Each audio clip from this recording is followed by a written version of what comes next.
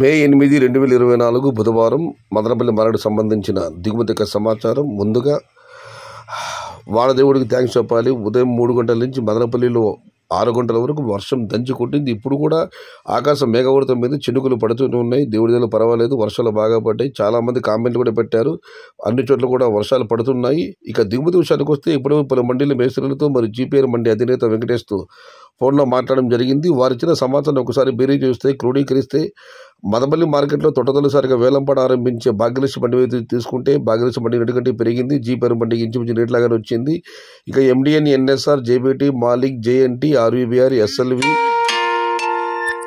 KL, MMD, SLN ఈ మండీలు తీసుకుంటే అన్ని మండీలకు పెరిగింది. కొన్ని మండీలు నెట్లాగానే వచ్చింది. మొత్తం మీద చూస్తే భాగ్యలక్ష్మి బండి వైపు నేటితో పోలిస్తే వాళ్ళ దిగుమతి పెరిగింది. ఇక అటువైపు తీసుకుంటే TVS, CMS, KJN, Mohan Reddy, SMB, JK, TLD, IV, CLT ఇటువైపు కూడా చాలా వరకు అన్ని మండీలు పెరిగింది. మరికొన్ని మండీలు నిన్నట్లాగానే వచ్చింది.